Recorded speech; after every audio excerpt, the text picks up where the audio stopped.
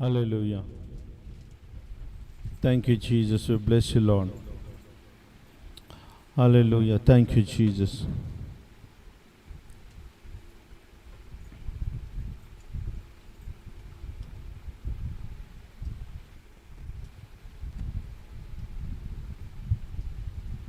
Hallelujah. हम आप सबका स्वागत करते हैं प्रभु यीशु मसीह के नाम से, जो उसने अपना कलीसिया को बनाया और उस कलीसिया में हमें पुत्र होने का अधिकार के रूप में हमें रखा है। क्या कह सकते हैं आमीन? आमीन। और जिसका अंदर ये पुख्ता सबूत होता है ना, वो चिल्लाएगा, नाचेगा। आमीन। क्योंकि अगर ये बातें उस नहीं समझ में आता, उसके मुंह से आमीन हालेलुया कुछ भी नहीं कहेगा, उसका शरीर भी नहीं हिलेगा। परमेश्वर ने हमें चुना अंधकार के राज्य से, और उसने अपना इकलौता पुत्र जो ज्योति का राज्य है, आमीन। और बाइबल बताती है यूहन्ना का 1 अध्याय में, आदि में वचन था, वचन परमेश्वर का साथ था और वचन ही परमेश्वर था, आमीन। और बाइबल बताती है उसके आगे उसके अंदर अंधकार नहीं था, आमीन। अंधकार, जरा सा भी अंधकार उसके अंदर नहीं था। परमेश्वर ज्योति है और उसके अंदर अंधकार नहीं है। तो कहने का मतलब ये यहां पर कि जब हम यीशु के ऊपर विश्वास करते हैं, तो जैसा यीशु मसीह ज्योति में है, हमें भी पूर्ण रीति से ज्योति में रहना है और हमारा अंदर अंधकार नहीं रहना है। समझ में आ रहा है? यीशु में ज्योति है, परिपूर्ण ज्योति, उसका अंदर अंधकार नहीं है। हम निकालेंगे, आपको मुंह से कहने से नहीं समझ में आएगा, क्योंकि आंखों से ज्यादा अभी कानों को खोलना जरूरी है, आमीन। क्योंकि कान, आमीन, सुनने लगेगी। हालेलुया। देखिए, हम 4 में हम देखेंगे, उसमें जीवन था और वो जीवन मनुष्यों की ज्योति था। ज्योति अंधकार में चमकती है और अंधकार ने उसे ग्रहण ना किया। इसका मतलब हम ग्रहण नहीं करना चाहिए। हालेलुया। हम अंधकार को ग्रहण नहीं करना चाहिए। अंधकार पहले से था हमारा अंदर, लेकिन यीशु ने आकर अंधकार को निकाला और हमें ज्योति में रखा। हालेलुया। और एक मनुष्य परमेश्वर की ओर से आया, उपस्थित हुआ, जिसका नाम यूहन्ना था। वो गवाही देने आया कि ज्योति की गवाही दे, ताकि सब उसके द्वारा विश्वास लाए। वो आप ही वो ज्योति ना था, परंतु ज्योति की गवाही देने के लिए आया। हालेलुया।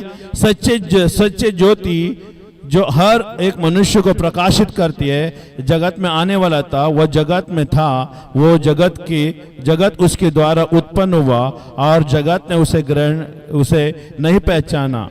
हालेलुया। और आगे देख के 12 में, परंतु जितनों ने उसे ग्रहण किया, उन्हें परमेश्वर का संतान होने का अधिकार दिया, अर्थात उन्हें जो उसके नाम पर विश्वास रखता है। वो ना तो लहू से, ना शरीर की इच्छा से, ना मनुष्य की इच्छा से, परंतु परमेश्वर से उत्पन्न हुआ है। हालेलुया। ये परमेश्वर इस वचनों को उन लोगों के लिए कह रहा है, सब मुझे देखना, आमीन, कि जो यीशु में ज्योति पाए हैं, आमीन। अभी हम मंडली में क्यों आते हैं? सभा में क्यों आते हैं? सभा में आने का मतलब क्या है और सभा में क्यों आना चाहिए? आमीन। अब बेफिक्र ऑनलाइन में देख सकते हैं, टांग ऊपर करते हुए, सर नीचे रखते हुए, कैसे भी अगड़म बगड़म, कोई देखने वाला है ही नहीं। खाली पास्टर दिखता है, हम तो उसके अंदर नहीं दिखते हैं। वो कलीसिया नहीं है। ऑनलाइन का सभा में जो देखने वाले, वो कलीसिया में सहभागिता नहीं रखते हैं। सहभागिता यहां पर होती है। परमेश्वर ने अपने लहू से, अपना शरीर से कलीसिया को निर्माण किया, और ये बातें सबको जानना जरूरी है। जो नया जीवन पाया है, जो उद्धार जो पाया है, जो ज्योति में है, अंधकार उनके अंदर नहीं है, इस बातों को समझेगा कि कलीसिया का महत्व क्या है। कलीसिया सस्ते में नहीं बनाई गई। कलीसिया को परमेश्वर ने अपना लहू से बनाया, अपने शरीर से बनाया, अपने बहुमूल्य दाम देकर कलीसिया को निर्माण किया। और बुद्धि और ज्ञान और समझ के ऊपर निर्णय किया है ना, बांधा हुआ है कलीसिया। इसके लिए पतरस को कहा, पतरस तू क्या कहता है मेरे बारे में, तुम क्या समझ में आया मेरे बारे में तुझे क्या प्रकाश मिला? पतरस को परमेश्वर यीशु मसीह ने पूछा। अरे यीशु ना, पतरस ने उसको कहा, प्रभु तू ही है ना एकलौता पुत्र है परमेश्वर का, आमीन, तू है वो मेमना है, तू ही परमेश्वर का पुत्र है। वो प्रकाश अरे कलीसिया के लोगों के अंदर आएगा ना, वो घर में नहीं बैठेगा, कलीसिया में दौड़ते हुए आएगा। क्यों? क्योंकि प्रकाश परमेश्वर के और आने के लिए मजबूर कर देता है। प्रकाश परमेश्वर का मिलने के कारण वो खींच कर दौड़ के आता है परमेश्वर के भवन में, ताकि उसकी महिमा करे। आमीन, हालेलुया। और बाइबल में बताते हैं कि देखिए कलीसिया, आमीन, ऑडिटोरियम में नहीं हुआ करती थी, कलीसिया कलीसिया में हुआ करती थी, घर में कलीसिया हुआ करती थी। आमीन, हम बाद में बताएंगे उसके बारे में, एक बार शिक्षण देंगे। तो कहने का मतलब है जैसे यीशु के अंदर जो अंधकार नहीं था, और वैसे ही हमारा अंदर भी अंधकार नहीं होना चाहिए। अभी अंधकार का प्रतिभाषा क्या है? अंधकार का वर्णन क्या है? अंधकार का मतलब है तुम संसार की कोई भी ईश्वरत्व की चीजें नहीं रखना है, वो अंधकार है। संसार की मित्रता नहीं करना, वो अंधकार है। मित्रता करोगे तो अंधकार उसके अंदर बना हुआ। और मुझे बताएं ज्योति और अंधकार कैसे साथ में रह चल सकती है? अगर तुम ज्योति में बुलाए गए हो तो संपूर्ण ज्योति में रहना चाहिए, क्योंकि यीशु मसीह संपूर्ण ज्योति है, परमेश्वर प्रकाश है। और बाइबल बताते हैं उसके अंदर जरा सा भी, थोड़ा सा भी अंधकार नहीं है। तो इसका मतलब हमारा प्रयत्न यह होना चाहिए कि मैं ज्योति में हूं और मैं हमेशा ज्योति की ओर बढ़ते चले जाऊं और परमेश्वर के जैसा परिपक्व बन जाऊं। आमीन, ज्योति के जैसा चलने वाले बनूं, और ज्योति मेरे अंदर और भी प्रकाश होते जाए, अंधकार निकलते जाए। जब ज्योति आती है अंधकार जाना ही है। अगर अंदर अंधकार नहीं जा रहा ज्योति आने के बाद भी, इसका मतलब तुम मजबूरी से उसको पकड़ के रखे हो, अंधकार को तुम जाने नहीं दे रहे हो। और जो अंधकार को ज्यादा से ज्यादा पकड़ के रखता है, ज्योति को आने से रोकता है, वो ज्योति वहां से निकल जाएगी, अंधकार उसके ऊपर कब्जा करेगी। अंधकार को तुझे लाना पड़ता है, सुन रहे? ज्योति को तुम नहीं चाहोगे तो अंधकार अपने आप आ जाएगा, लेकिन ज्योति को आने के लिए है ना पकड़ना नहीं पड़ता।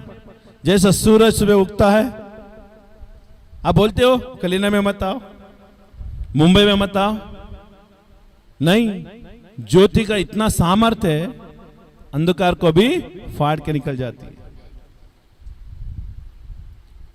अगर सूरज अगर ये काम कर रहा है तो यीशु मसीह कितना काम करेगा, क्योंकि परमेश्वर ज्योति है। क्या हमारे अंदर वो ज्योति है? क्या आप खुश है कि कलीसिया में आने के बाद ना सभा में आएगा तो आपको कुछ अच्छा लगता है? दिखा तो नहीं रहा अभी यहां पर, आमीन। क्योंकि इतना महीने का ऑनलाइन में देखते हुए और इतना दिन घर में बैठ के वो जड़ पकड़ लिया है। अगर समझे कि ज्यादातर पानी उस जगह में गिरते रहेगा, वो पानी की वजह से वो जगह क्या करता है, सड़ने लगती है, उसमें फंगस आती है, हरा घास के जैसे उगकर आती है। क्यों? पानी के गिरने की वजह से वो खराब होने लगती है, टाइल्स हो, लादी हो या जमीन हो, कुछ हो। इसी तरह से हम कलीसिया में मौजूद नहीं होने के कारण, कलीसिया में आने की इच्छा ना होने के कारण, ऑनलाइन में देखते हुए है ना, हम घर में बैठ के हम कलीसिया में जाने की इच्छा को मार देते हैं। सुन रहे? इच्छा नहीं लगती आने के लिए। और कलीसिया चालू है बोलेगा तो तुरंत ऐसा लगता है कि जैसा कि पैर जड़ हो रहा है, इतना पैर में दबाव आ रहा है कि उठने का भी नाम नहीं। ये नया कलीसिया नहीं है। नया कलीसिया क्या होता है आज हम देखेंगे। हालेलुया। तो हम निकालेंगे प्रेरितों के काम 2 अध्याय, प्रेरितों के काम 2 अध्याय परमेश्वर ने कलीसिया को, है ना, विश्वासी को, उद्धार दिया हुए लोगों को परमेश्वर ने कभी भी अपनी सुरक्षित जगह पे रहने के लिए नहीं कहा। आमीन, हालेलुया।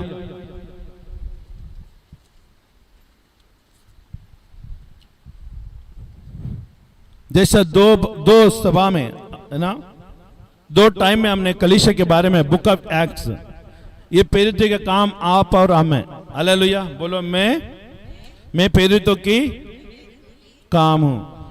प्रेरितों का काम का मतलब समझ रहे आप? बता सकते कोई? प्रेरितों का काम का मतलब समझते आप? प्रेरित मतलब शिष्य, काम मतलब काम। हेलो, इसमें कितना लॉजिक लगाना है, इतना दिमाग में लगाने के, बादाम खाने की भी जरूरत नहीं है। प्रेरितों के मतलब है परमेश्वर के शिष्य। प्रेरितों का काम मतलब है वो प्रेरितों ने काम किया, उसको काम बोलते हैं, और इसके लिए किताब का नाम दिया है प्रेरितों के काम, द बुक ऑफ एक्ट। काम को कार्य रूप में लाने वाला चीज को एक्ट कहते हैं, है ना, द बुक ऑफ एक्ट। इतना तो समझ में आना चाहिए हमें। लेकिन बाइबल में हम देखते हैं जब प्रेरितों के काम रचना कर रहे थे समय कि परमेश्वर ने उद्धार पाए हुए, देखिए, है ना, 2 अध्याय में हम देखते हैं पवित्र आत्मा आता है। पवित्र आत्मा आता है 12 शिष्यों के ऊपर, 120 लोग रहते वहां पर, 120 लोगों के ऊपर पवित्र आत्मा आता है और सामर्थ पाते हैं, और कलीसिया पूरी तरह से जाग उठती है। आमीन। पहले चुप चुप के प्रार्थना कर रहे थे, लेकिन अभी कुल्लम कुल्ला प्रार्थना करने लग जाती है। हर एक विश्वासी का अंदर ये चिन्ह होना चाहिए। आज भी तुम प्रार्थना करने के लिए, है ना, डर रहे हो, आज भी तो प्रार्थना करने के लिए, दूसरों को सुसमाचार देने के लिए और मसीह का गवाही बनने के लिए अभी भी डर रहे हो, इसका मतलब तू उस छत के ऊपर प्रार्थना कर रहा है जिस छत में वो 120 लोग थे सामर्थ के बगैर। समझ में आ रहा है? ध्यान से समझ लेना। 120 लोग पवित्र आत्मा आने से पहले, जैसे वो लोग दरवाजा बंद करके पहले माले पे वो लोग प्रार्थना कर रहे थे, ये वो लोगों का चिन्ह है जो प्रार्थना करने से डरते हैं, दूसरों को सुसमाचार देने से डरते हैं, अरे अपने आप को मसीह के होने का गवाही देने से डरते हैं। ये वो लोग हैं जो 120 लोग छत के ऊपर पवित्र आत्मा आने से पहले थे। लेकिन जिस दिन पवित्र आत्मा आया तो वो लोग ने सबसे पहला दरवाजा खोला। हेलो, रूम वही था, पवित्र आत्मा आया और तुरंत उनके अंदर अभिषेक आया, नया जन्म वो लोग पा गए, उद्धार पा गए, और तुरंत वो लोग ने दरवाजा खोला, और दरवाजा खोलने के बाद तुरंत वो लोग बाहर निकले। इसमें प्रकाश क्या है? आप पास्टर, आप मुझे क्यों बता रहे हैं सब चीजें? वो लोगों ने जो किया है वही कॉपी हमको भी करना है। आमीन। शिष्य लोगों को, 12 शिष्यों को पवित्र आत्मा दिया परमेश्वर ने, और परमेश्वर ने 12 लोगों को लोगों के सामने गवाही दी, और 12 शिष्य लोगों ने रास्ता दिखाया। सुसमाचार इस तरह से दिया जाता है, मसीह के लिए इस तरह से जिया जाता है, पवित्र आत्मा ने आने के बाद कहां पर खड़ा होकर प्रचार करना, ये सारे रास्ता बताया, खोल के बताया। सुन रहे? हम जीवन किस तरह से व्यतीत करना, ये सब कुछ खुला करके बताया। ये प्रेरितों ने, कितना प्रेरित थे? 120 थे। 120 में से 12 लोग अलग हो गए, क्योंकि परमेश्वर ने 12 लोगों को ही चुना था। 12 लोगों को 3 साल, 3.5 साल तक उसको अगुवाई किया। सुन रहे? हालेलुया। जो चुने हैं वो चुने हैं, और चुने हुए के ऊपर परमेश्वर का नजर बने रहता है। सबसे पहले प्रश्न है कि क्या आपको परमेश्वर ने चुना है? क्या परमेश्वर ने पवित्र आत्मा आपके ऊपर उंडेला है? आपने नया जीवन पाया है? नया जीवन पाया है तो आज की तारीख में तुम 3 किताब को, 4 किताब को नहीं पढ़ेगा तो वो कोई मायने नहीं रखता। तुमको पढ़ना पड़ेगा प्रेरितों के काम। आमीन।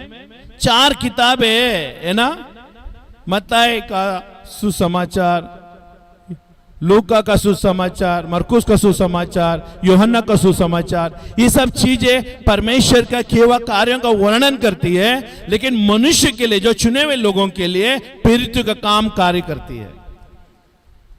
अगर आप और हम प्रेरितों के काम नहीं बन पा रहे हैं, इसका मतलब हमारा उद्धार पूरी तरह से नहीं हुआ है।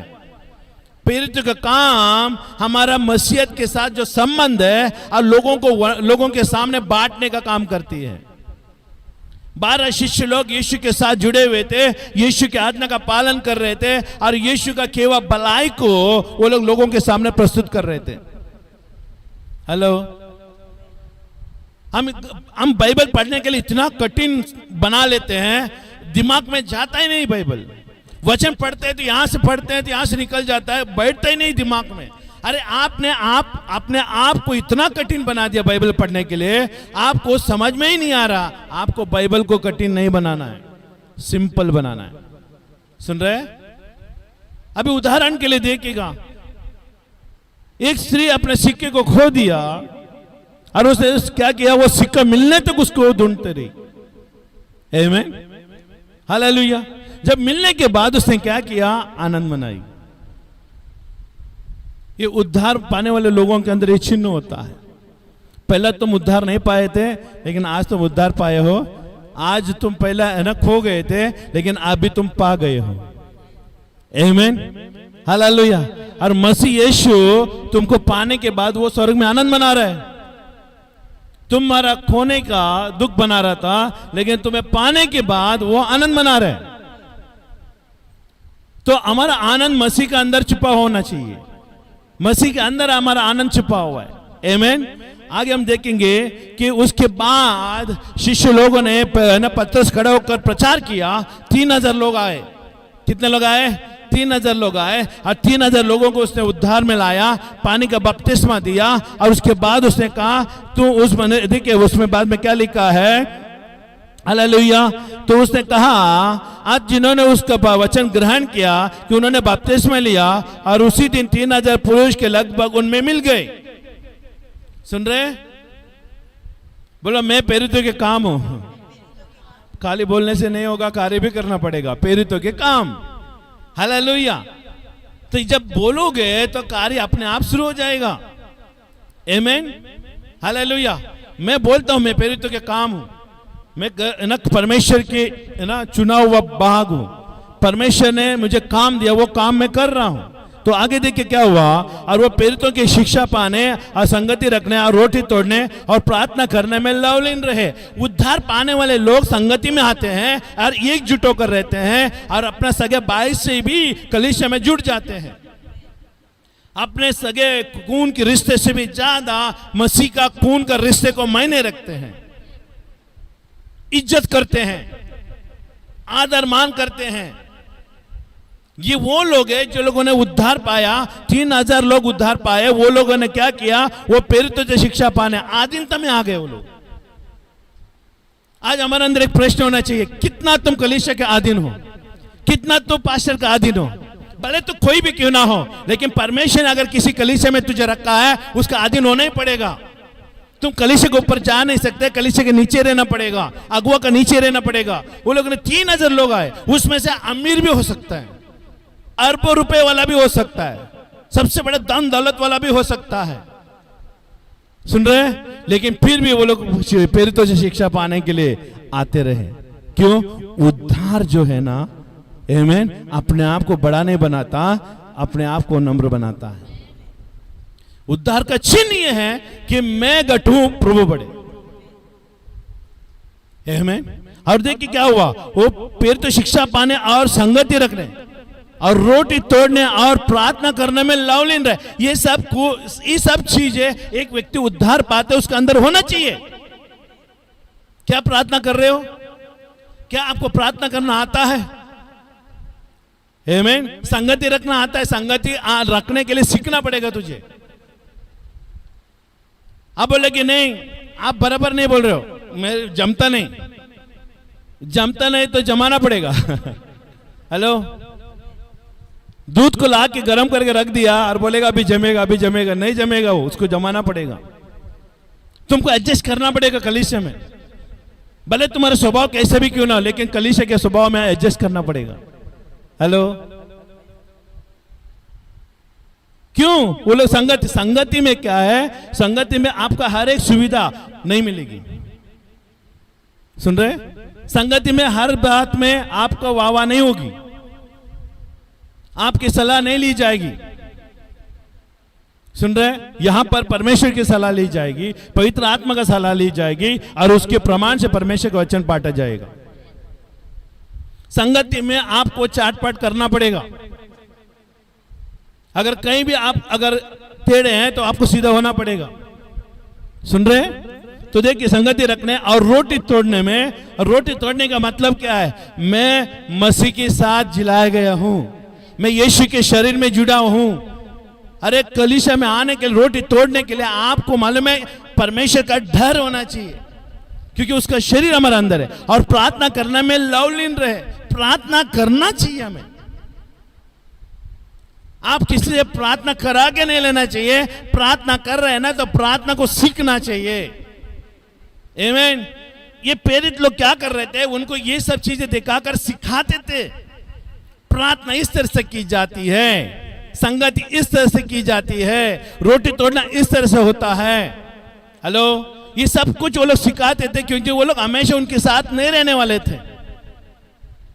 आमीन। हमेशा हमेशा हमेशा सिखाते रहो, सिखा रहे। अगर तुम नहीं बढ़ पा रहे हो, इसका मतलब उद्धार में कुछ गड़बड़ है। यहां पर बाइबल पढ़ते तुरंत वो लोगों ने क्या किया? जोड़ लिया अपने आप को। और ये नहीं कि एक संगत एक ही जगह पर आते थे।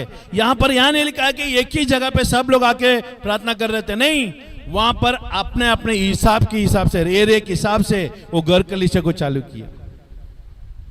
यहां पर सब कलीसिया को मिलकर, घर कलीसिया को मिलकर बातें की गई है। हालेलुया, आमीन। जिस जो लोग रहते थे वहां पर, वो लोगों को वहां पर बांट दी गई।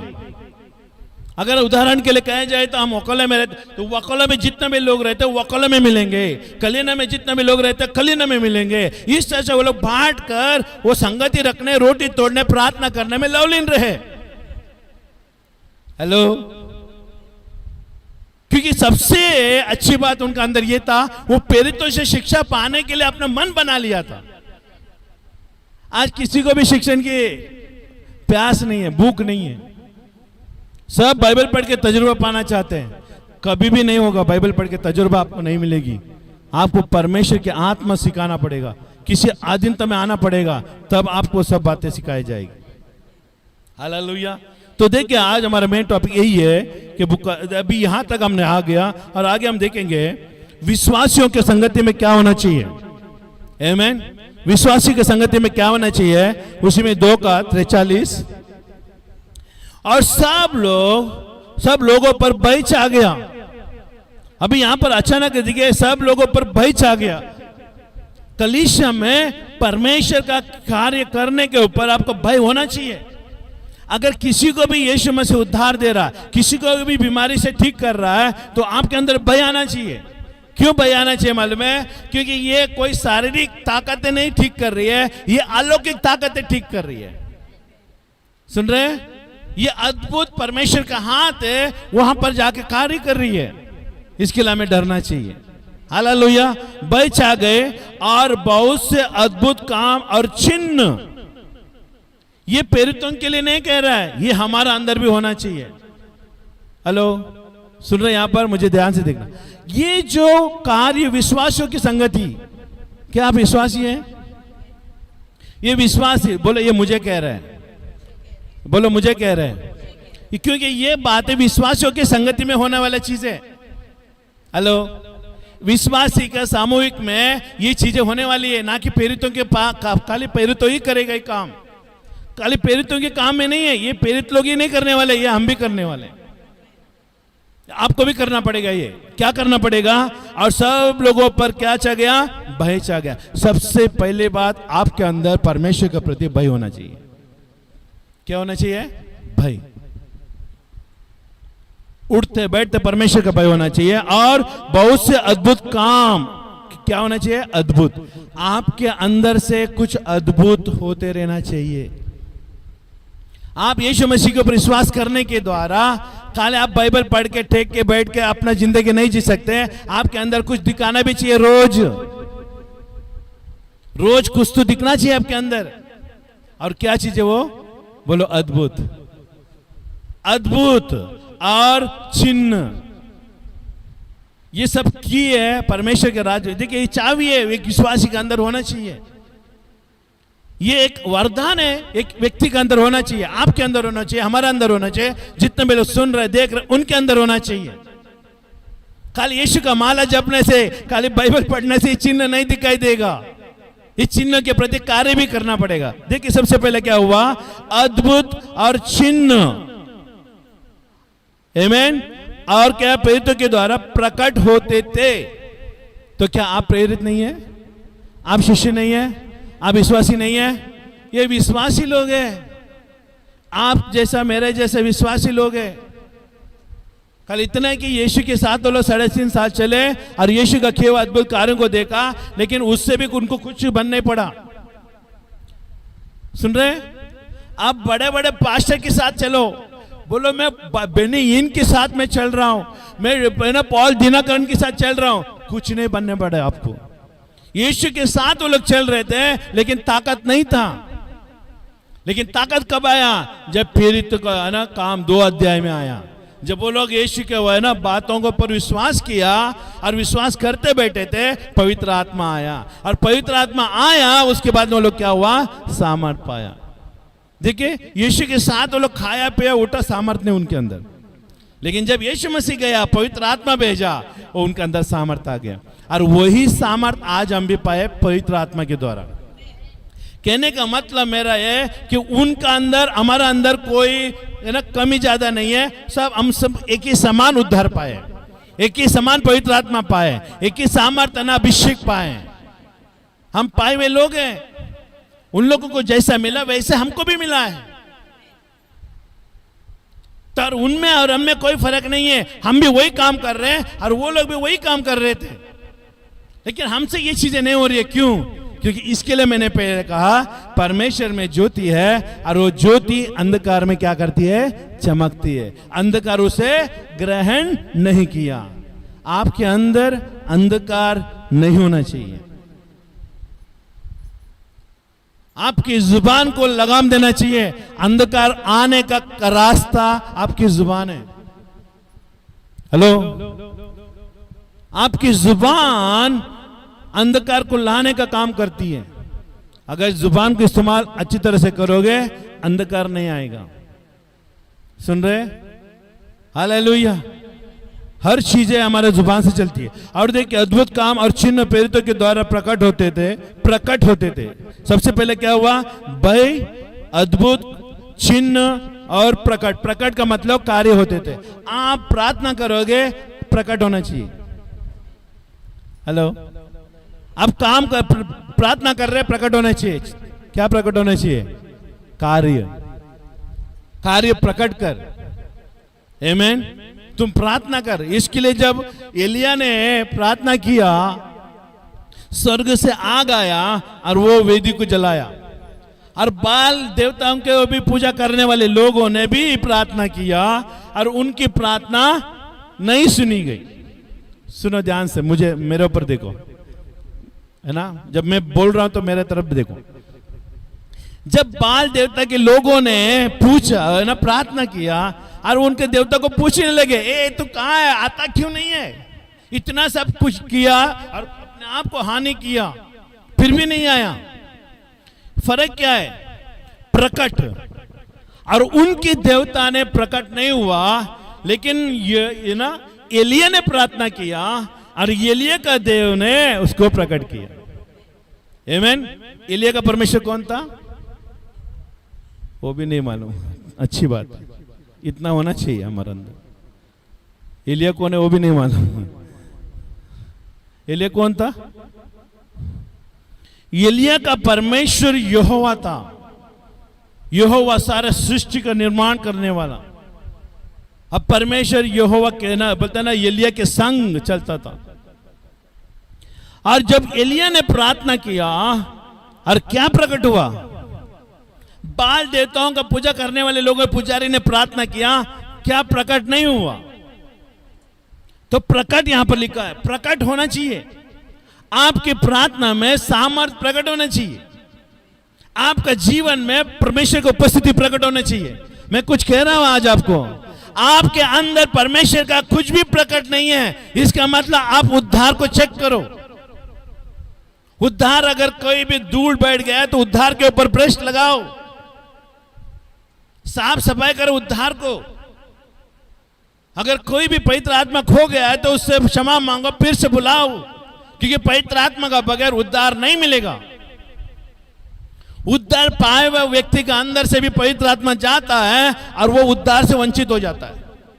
आप बोलेगा मेरे अंदर पवित्र आत्मा, मैंने उद्धार पाया है। उद्धार का माला जपने से उद्धार नहीं ना बना रहता, पवित्र आत्मा को बनाए रखने से उद्धार बना रहता है। मैं कुछ कह रहा हूं आपको, पवित्र आत्मा को बनाए रखने का काम सीखेगा। पवित्र आत्मा का दूसरा भाषा है वो है ना उद्धार। उद्धार जब पवित्र आत्मा आता है उद्धार मिलता है और उसको बनाए रखना हमारा काम है। देखिए ये शिष्य लोग क्या कर रहे थे, वो पवित्र आत्मा को हमारा अंदर उसके अंदर बनाए रखे थे। जो पवित्र आत्मा जो कहते थे वो लोग करते थे। इसके लिए पवित्र आत्मा का बात सुनने वाला कलीसिया होना चाहिए, वचन को पालन करने वाला कलीसिया होना चाहिए। हालेलुया। पवित्र आत्मा का संचालन में होने वाला कलीसिया चाहिए, तब आपका घर में कोई चीज की कमी नहीं होगी। आप सामर्थ को प्रकट करोगे। और देखिए क्या करे, प्रकट होते थे। आमीन। एलिया ने प्रार्थना किया और गीला वाला वेदी भी है ना आग से जलकर भस्म हो गए। इसका मतलब परमेश्वर ने एलिया के साथ था और एलिया के ऊपर प्रकट किया। आप मसीह जीवन में चल रहे हो, आपका मसीह जीवन में चलते हुए और लोग देख रहे हैं आपका जीवन को, आपका परमेश्वर क्या आपके अंदर प्रकट हो रहा है।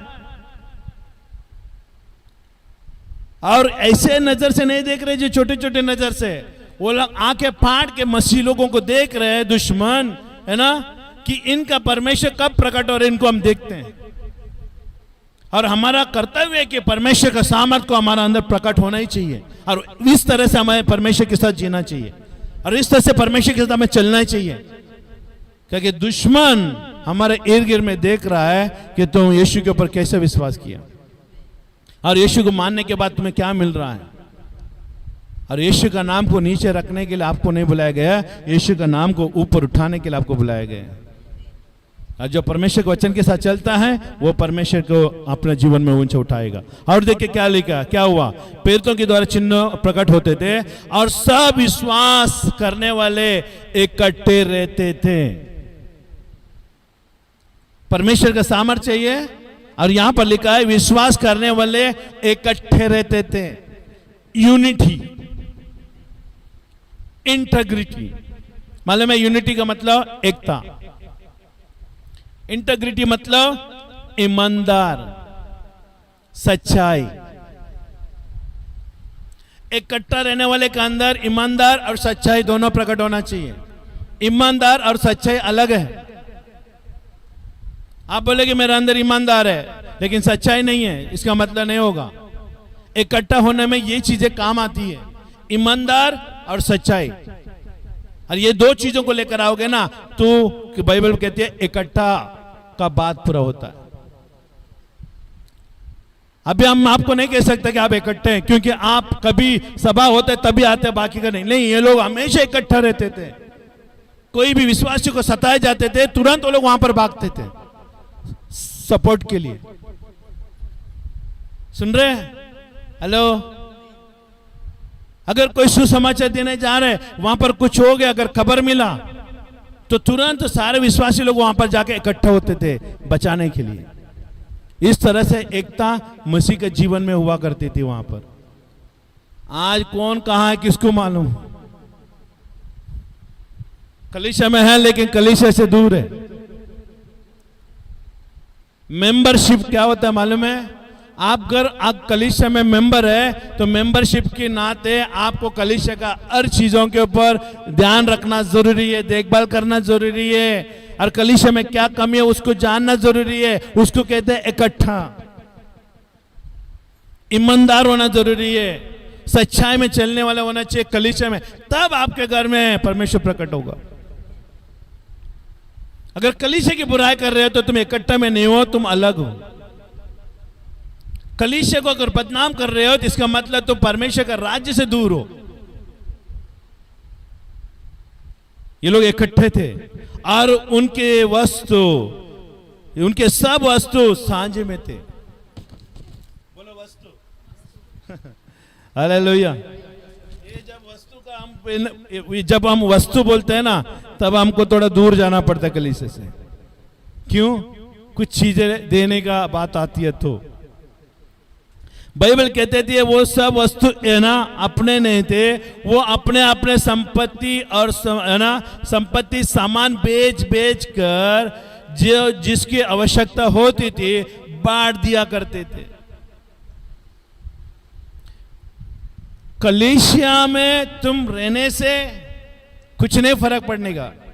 कलीसिया में रहकर तो कलीसिया के अंदर की आमीन चीजों के ऊपर तुम अपने नजर रखा और उसके ऊपर कार्य कर रहे हैं ना, तब कलीसिया में रहने का कुछ मायने रखता। सुन रहे? कलीसिया में रहने का कोई मायने नहीं रखता। कलीसिया में जो काम है ना वो मायने रखता है। वही काम मैं आपको बताना चाहता हूं कि वो लोग अपने संपत्ति अपना सामान को अपना नहीं समझते थे। अपना थे लेकिन अपना नहीं समझते थे, क्योंकि वो सांझे का था। सांझे का मतलब तेरा है वो मेरा है, मेरा है तेरा है, ये सब साथ में लेकर चलेंगे। इस तरह से वो लोग हम इकट्ठा होकर चलते थे, तभी परमेश्वर की आत्मा वहां पर बहुत तेज से कार्य कर रहा था। आमीन। अभी ये नहीं कह रहे हम लोग अपना सब कुछ बेच कर आ जाओ, नहीं। प्रभु कहता है अगर तुम्हारे जरूरत से ज्यादा है औरों को दो जिसके पास नहीं है। सुन रहे? अगर वो कुछ कमी में है तुम्हारा पास है तो उसको दो। आमीन। देने से आती है। सुन रहे? लेने से अच्छा देना है। हालेलुया। बोलो हालेलुया। आप नहीं बोलेगा तो मैं बुलवाऊंगा। हालेलुया।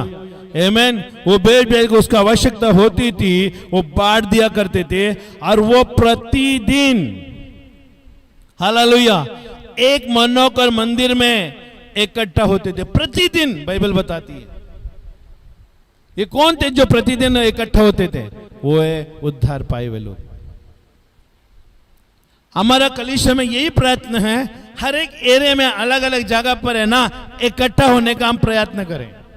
इसके लिए हम घर कलीसिया खोल के बैठते हैं। अगर कलीसिया में हम लोगों को ज्यादा से ज्यादा आने के लिए क्या करते हैं? मजबूर करते हैं, आओ तुम इकट्ठा होने। क्योंकि तुम्हें नहीं मालूम इकट्ठा क्या होता है, हमें मालूम है। इसके लिए मैं बोल रहा हूं तुम मेरा बात सुनो, आ जाओ इकट्ठे में, क्योंकि इकट्ठा में सामर्थ्य है। तुम मसीह होने के नाते, कलीसिया में रहने के नाते, कलीसिया में मेंबरशिप पाने के नाते, आमीन। एक बहन बोल रहे थे मैं घर में है ना हम बाइबल पढ़ेगा तो प्रभु मुझसे सुनता है, लेकिन सर्टिफिकेट मिलना चाहिए ना। कलीसिया में सर्टिफिकेट मिलती है आपको। हेलो, कलीसिया में तजुर्बा मिलती है आपको। कलीसिया में आप पढ़ाई लिखे आत्मिक राज्य में बढ़ रहे हैं ना, ये प्रमाण कलीसिया में मिलते हैं, ना कि घर में। तो ऑनलाइन में देख सकते हैं प्रार्थना, लेकिन कोई काम का नहीं होगा। प्रमाण यहां पर होता है। और ये लोग इतना मेहनत क्यों कर रहे हैं प्रेरितों के काम में? फिर भी वो लोग वहां पे दूर दूर बैठ के भी वो लोग बोल सकते थे भाई मैं मेरे घर में बैठ के देख लूंगा। वो लोग इतना मेहनत क्यों कर रहे हैं इकट्ठा होने में? क्योंकि परमेश्वर का आत्मा इकट्ठा होने में मदद करता है। Hallelujah, hallelujah. और मंदिर में इकट्ठा होते थे और घर घर रोटी तोड़ते हुए आनंद और मन की सीधाई से भोजन किया करते थे। रोटी तोड़ते थे, प्रभु की देह की तोड़ती थी और इकट्ठा होते थे, प्रभु यीशु मसीह का शरीर को तोड़ते थे और वो लोग भोजन भी खाते थे इकट्ठे में। आमीन। इसका मतलब ऐसे नहीं है कि कलीसिया चल रहे हैं अभी पास्टरा में भोजन देंगे, नहीं। वो लोग सब अपने साज के लाते थे, वहां पर प्रेम का भोजन करते थे। मालूम है आपको भोजन और प्रेम का भोजन में फर्क है? भोजन और प्रेम का भोजन में फर्क है। प्रेम का भोजन का मतलब है सब लोग लाएंगे और सब मिलकर वहां कर रहे हैं वहां पर रखेंगे और सब मिलकर खाएंगे, उसको बोलते हैं प्रेम का भोजन। हालेलुया। और वो प्रेम का भोजन से वो लोग इकट्ठा होकर वो करते थे। हमने भी प्रयत्न किया था लेकिन सबको सिंग आ गए। हम जोड़ने का काम कर रहे थे, हम जोड़ते हैं, हम तोड़ते नहीं हैं। हमारा कलीसिया, इसके लिए परमेश्वर ने हमें वो कलीसिया दिया। मालूम है कलीसिया का नाम पहले से मुझे दे दिया था। परमेश्वर ने जब बुलाया तो मुझे बताया था बना तेरा सेवकाई होगी, इसके लिए परमेश्वर ने मुझे बुलाया और मैं उद्धार पाया। उसके बाद में परमेश्वर ने कहा तेरा कलीसिया होगी और नाम भी दे दिया था। ये सब है ना पहले से परमेश्वर ने दिया हुआ नाम तो मैंने लेके रखा था, लेकिन समय के ऊपर इंतजार कर रहा था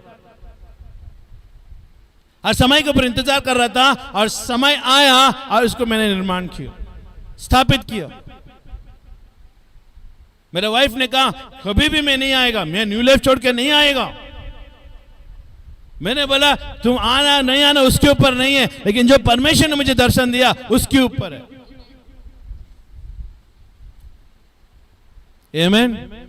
परमेश्वर ने मुझे पहले से तैयार कर रहा था, इसके लिए मैं आज भी हिंदी नहीं पढ़ पाता, लेकिन ये प्रभु का अनुग्रह है जो हिंदी पढ़ता हूं। मैं लिखना नहीं आता, हिंदी में लिख नहीं सकता, लेकिन पढ़ सकता हूं। इसको कहते हैं वरदान। लिख नहीं सकता मैं हिंदी, बोल सकता हूं और पढ़ सकता हूं, क्योंकि ये परमेश्वर के ज्ञान है और ये मरने तक नहीं जाएगा मेरे अंदर से।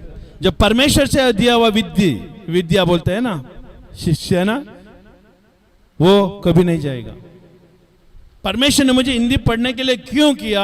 क्योंकि उसको मालूम था पहले से कि तू ऐसे जगह में जाएगा और ऐसे लोगों को तो अगुवाई करेगा, भले उसमें अच्छे भी आएंगे बुरे भी आएंगे, लेकिन तुझे बताना पड़ेगा उनको मेरा वचन। कोई भी दूध से धुले हुए लोग नहीं आएंगे, हेलो, लेकिन तुझे प्रमाण करना पड़ेगा कि वचन के द्वारा। इसके लिए आज हम लोग एक दायरा बनाकर हम रखे हैं, खड़े हैं परमेश्वर के साथ। हम मनुष्य के साथ नहीं रह सकते और वो लोग जैसे बोलते वैसे नहीं चल सकते। हम परमेश्वर जो कहता है वो करना पड़ेगा, क्योंकि आपसे बढ़कर हमारे लिए परमेश्वर है। सुन रहे? मनुष्य से बढ़कर मेरे लिए परमेश्वर है, क्योंकि वो हमारे लिए सब कुछ प्रोवाइड करता है। आमीन, हालेलुया। मैं घोर अंधकार की तराई से भी होके जाऊं तो भी मैं हानि से नहीं डरूंगा, क्योंकि तू मेरे साथ रहता है। अभी मुझे बताओ, मैं आपके साथ रहूं क्या परमेश्वर के साथ रहूं? अगर मैं बीमार पड़ गया, हॉस्पिटल में एडमिट भी हो गया, तो ज्यादा से ज्यादा कितना दोगे? 10-15 हजार दे के आप बोलेगे मेरा तरफ से ये मदद है आपके लिए, लेकिन क्या उसमें से मेरा जान बच पाएगा? तो इसके लिए मैं चाहता हूं कि मेरा परमेश्वर के ऊपर विश्वास करो। मैं घोर अंधकार के तराई से होके जाऊं तो हानि से नहीं डरूंगा। वो मुझे मेरे प्राण को बचाने वाले है, वो उससे मैं संबंध रखूंगा। आमीन, हालेलुया। मनुष्य से ज्यादा संबंध हमारा परमेश्वर के साथ होना चाहिए, और ये लोगों ने वही किया। इसके लिए परमेश्वर वहां पर प्रमाण कर रहा था। हालेलुया। भोजन करते किया करते थे और परमेश्वर की स्तुति करते, और सब लोग उनसे प्रसन्न थे। आपको एक प्रश्न मैं पूछना चाहता हूं, कलीसिया में क्या प्रसन्न है? हाँ तो हाँ बोलो, नहीं तो नहीं बोलो। नहीं भी बोलेगा तो भी उत्तर दूंगा, हाँ भी बोलेगा तो भी मैं उत्तर दूंगा। प्रसन्न है। ये प्रसन्न का मतलब क्या है? अभी जो मैंने बताया, संगति रखना, मेल मिलाप करना, ये सब, वो सबको मिलकर आने वाली चीजें प्रसन्न। प्रसन्न एक कवच है, प्रसन्न एक तोप है, मुझे बर्तन है। अब प्रसन्न का अंदर आपको क्या करना पड़ेगा? एकता, हेलो, संगति, मेल मिलाप, धीरज, हर चीज उसके अंदर डालना पड़ेगा, तोप के अंदर। तब आपको मालूम पड़ता है प्रसन्न, आप प्रसन्न है कि नहीं।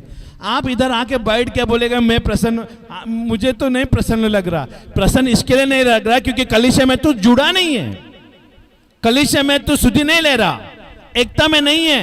हालेलुया, सुन रहे? संगति में नहीं है, मेल मिलाप में नहीं है, इसके लिए तुझे प्रसन्न नहीं हो रहा। प्रसन्न उन्हीं का अंदर होता है जो कलीसिया में मजबूती से खड़ा रहते हैं, हर क्षेत्र में खड़ा रहते हैं, मसीह के लिए खड़ा रहते हैं, सुसमाचार के लिए खड़ा रहते हैं। मैं यीशु के लिए, मैं यीशु का बेटा हूं। मैं लोगों के सामने यीशु का नाम को और भी ऊंचा चिल्ला कर गाऊंगा कि मैं यीशु का बेटा हूं और यीशु मसीह ने मेरे लिए अद्भुत कार्य किया है। आमीन। ये सब मिलकर उसका अंदर आता है प्रसन्नता। प्रसन्नता एक बर्तन है और उसका अंदर तुम्हें ये सब डालना पड़ेगा, तब तुम्हारे अंदर प्रसन्नता दिखाई देगी। इसका मतलब ये मत समझना कि सब अच्छी चीजें डालेंगे तो प्रसन्नता आ जाएगी। आप मसीह के लिए दुख भी उठाना पड़ेगा, थप्पड़ भी खाना पड़ेगा, चाबुक से मार भी खाना पड़ेगा, भले हो सकता है कि तेरा मौत भी हो जाए, तभी भी तुझे प्रसन्न रहना पड़ेगा। ये 12 शिष्य लोगों ने खुशी खुशी से अपना जीवन को, अपना बोलते ना मौत को गले लगाया। सुन रहे हैं?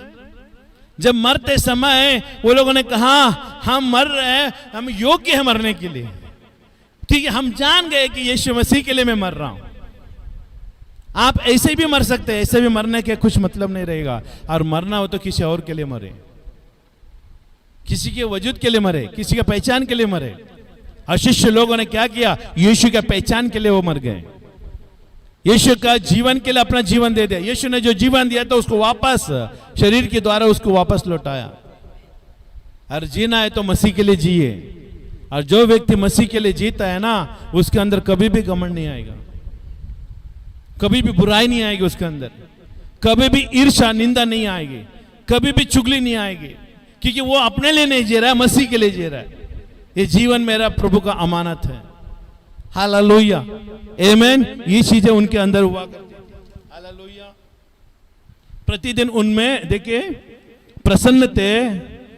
समझ में आया प्रसन्न कलीसिया में कैसा होना है? अभी कोई भी पास्टर आके पूछेगा आप प्रभु में प्रसन्न है? हाँ मैं बहुत प्रसन्न हूं। काम क्या कर रहे हैं? सुसमाचार दे रहे हैं, प्रार्थना कर रहे हैं औरों के लिए, हेलो, दूसरे का सुधि ले रहे हैं? नहीं। तो फिर आप कौन सा प्रसन्नता में ना बैठे हैं? नहीं, प्रभु ने मला जीवन दिला, प्रभु ने मुझे चंगाई दिया, प्रभु ने मुझे नया जीवन दिया, उसमें मैं बहुत प्रसन्न हूं। प्रसन्न यीशु ने अपने आप को हमारे लिए बलिदान किया, वैसे हम भी प्रभु के लिए अपने आप को बलिदान करना चाहिए। प्रसन्नता वहां से निकल कर आती है। हालेलुया। और आगे देखिए क्या कर रहे थे वो लोग, और जो उद्धार पाते थे उनको प्रभु प्रतिदिन है ना मिला देता था। अभी मुझे बताओ कि यहां पर मिलाने का काम कौन कर रहा था? कौन कर रहा था? जो उद्धार पाते थे। अभी ये यहां पर 2 शिक्षण है। उद्धार तक लाने का काम शिष्य लोग कर रहे थे। हेलो, उद्धार पाने के लिए शिष्य लोग मेहनत कर रहे थे। क्या मेहनत कर रहे थे? यीशु मसीह प्रभु है, यीशु मसीह हमारे पापों के लिए मारा गया, गाड़ा गया, तीसरे दिन जी उठा। यीशु मसीह ही इकलौता प्रभु है जो सारे सृष्टि को बनाया। और यीशु मसीह को आज ग्रहण करोगे तो अनंत काल का जीवन तुझे मिलेगा। आमीन। सुसमाचार का वचन शिष्य लोग देते थे और प्रभु के आत्मा उनको उद्धार दिला रहे थे। आमीन। और जो प्रभु का आत्मा उन्हें उद्धार दिला रहे थे तो प्रभु उनको प्रतिदिन मिलाया ना, उनके साथ मिला देता था। आप किसी को भी कलीसिया में नहीं ला सकते, मैं बोल रहा हूं, आपके ताकत से, आपके बलबूते से, क्योंकि मिलाने का काम परमेश्वर का है। कलीसिया में लाने का काम प्रभु का है। आप बोलेंगे नए लोगों को लाया कलीसिया में, ज्यादा दिन नहीं टिकेगा, ये टेम्पररी लोग हैं, उनको सुसमाचार देना जरूरी है। ये प्रेरित लोग कर रहे हैं ना, वो हमको भी करना पड़ेगा, आपके रिश्तेदारों को भी करना पड़ेगा। आपके रिश्तेदार आज भी अंधकार में है, क्या उनके प्रति आपके अंदर प्रेम है? आपके रिश्तेदार, आपके माँ बाप लोग अभी भी अंधकार में है, वो लोग मर रहे हैं तो नरक में जाएंगे, नरक में सेना शैतान उसको टुकड़ा टुकड़ा करके मारेगा, तो आपके सामने तो आपको अच्छा लगेगा?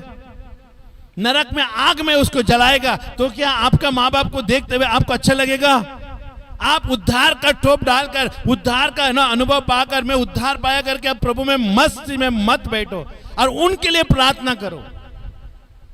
आप अपने परिवार को बचाने का काम करो।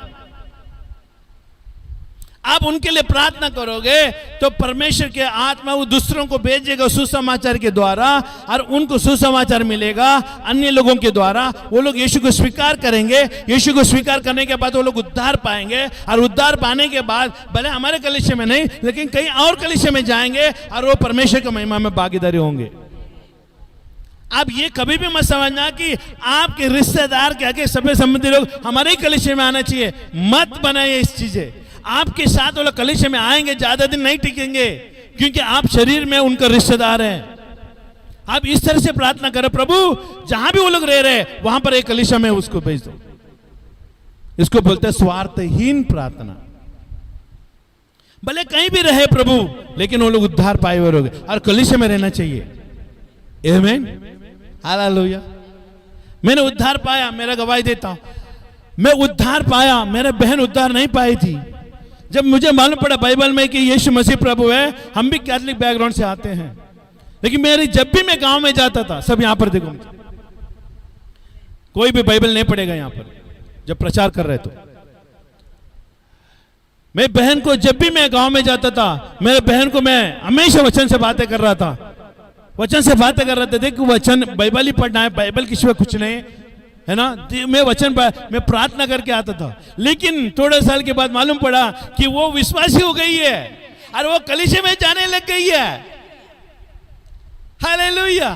तो आज उसकी द्वारा उसका पूरा बच्चे, दोनों बच्चे है ना, प्रभु में सेवा करे। और उसका बेटा आज यूट्यूब में जाके देख सकते हैं, अभिषेक करके टाइप करेगा ना, वो यूट्यूब में वो गाना गाता है प्रभु के लिए, वो सॉन्ग राइटर और सिंगर बन गया।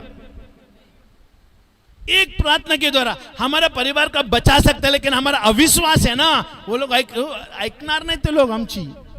तुमको प्रार्थना करना है पर्दे के पीछे, तुमको सामने जाके प्रार्थना नहीं करना है, तुमको पर्दे के पीछे जाके प्रार्थना करना है। उन्हें तुम्हें मालूम, उनको मालूम नहीं पड़ना चाहिए आप उनके लिए प्रार्थना कर रहे हो। तब प्रभु दूतों को भेजेगा, सुसमाचार दिलाएगा, और एक ऐसा कलीसिया में, अभी वो मैसूर में प्रार्थना में जाते हैं दूसरा कलीसिया में, क्या मुझे जलन हो रही है? नहीं, मुझे अच्छा है।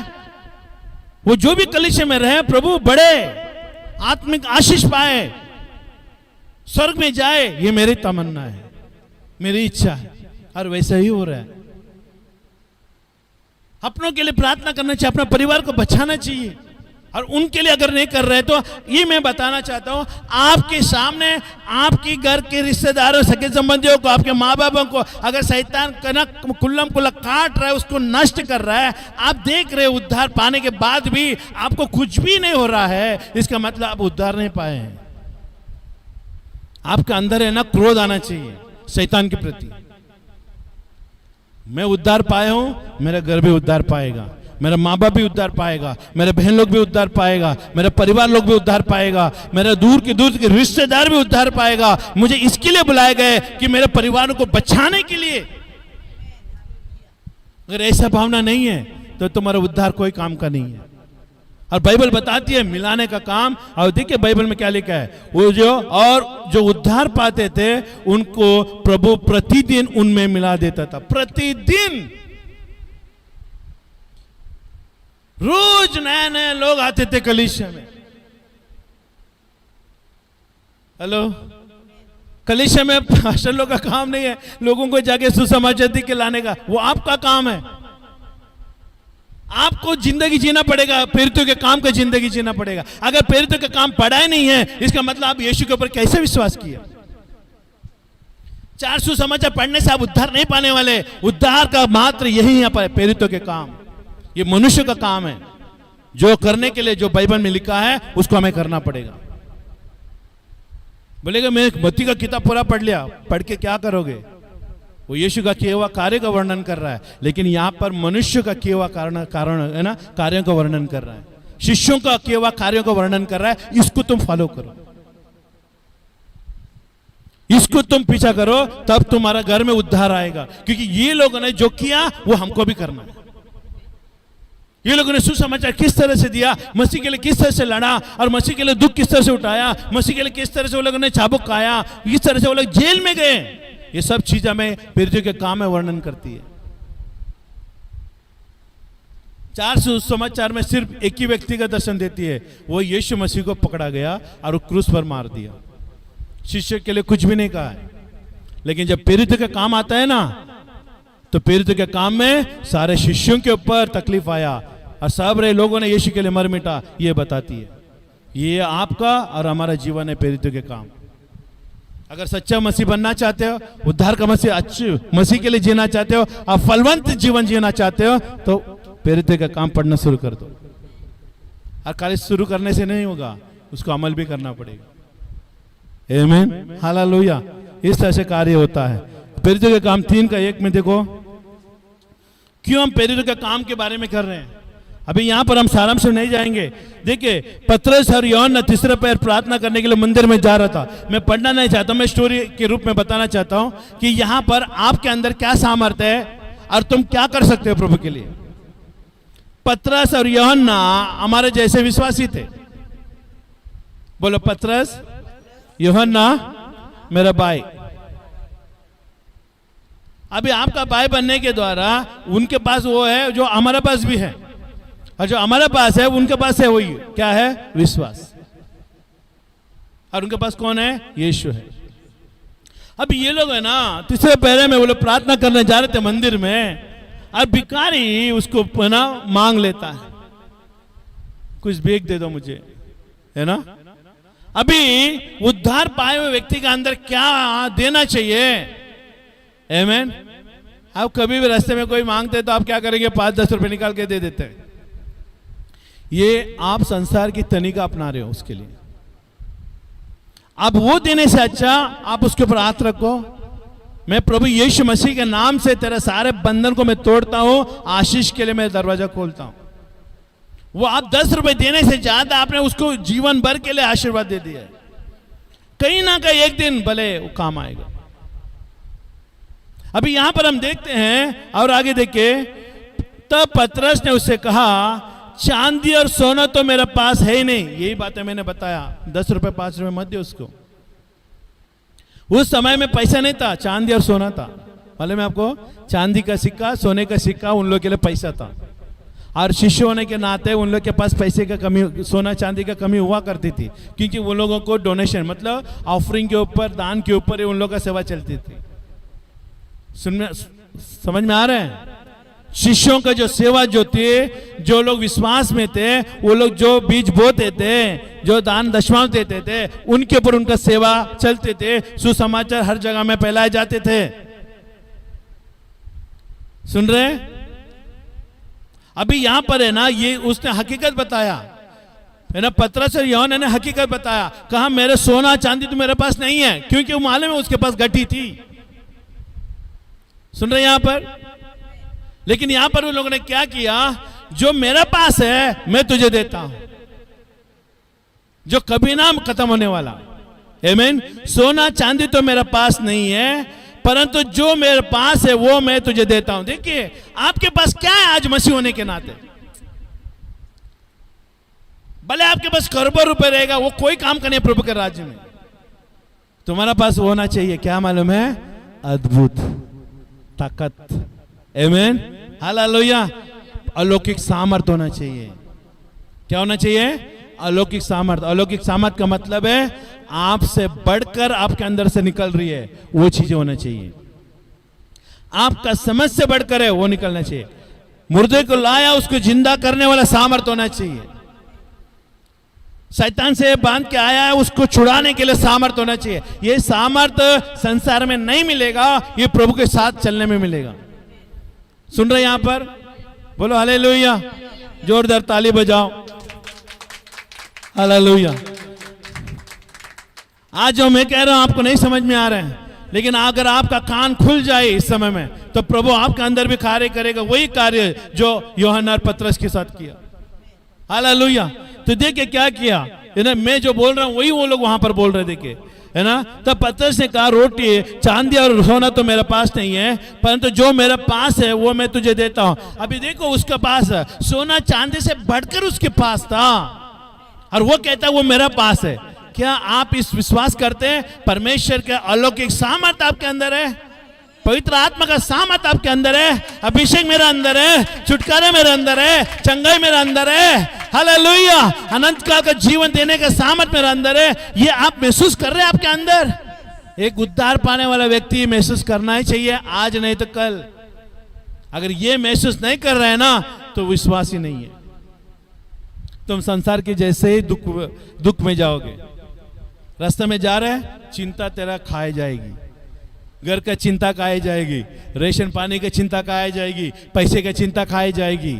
लेकिन जो परमेश्वर की ओर से मिला हुआ चीज है तुम्हारे ऊपर प्रभाव करती है ना, प्रभाव करती है, तो तुम संसार के कोई भी चिंता को तुम अपने अंदर आने नहीं दोगे। अब ये कह रहे सोना चांदी मेरे पास नहीं, लेकिन जो मेरे पास है मैं तुझे देता। हर एक कलीसिया में, हर एक व्यक्ति के अंदर ये होना चाहिए। जो ऑनलाइन में सुन रहे, मैं आपके लिए भी कह रहा हूं, हालेलुया। सोना चांदी नहीं है तेरा पास, रहे भले आपके पास सोना चांदी भी हो, लेकिन उसको देकर उसको और भी गरीब मत बनाना। लेकिन जो तेरे पास है, जो परमेश्वर की ओर से मिला है, उसको देकर उसको अमीर बनाना।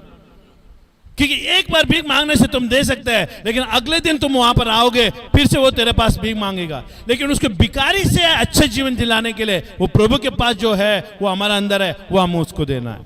क्या दे? देखिए आगे क्या हुआ।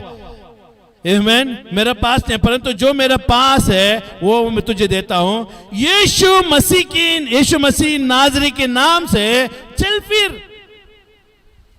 हेलो, कहने का मतलब है, पतरस और यूहन्ना कह रहा है, अरे मेरे पास जो है वो हमेशा के लिए परमानेंट सॉल्यूशन है, हमेशा के लिए छुटकारा है।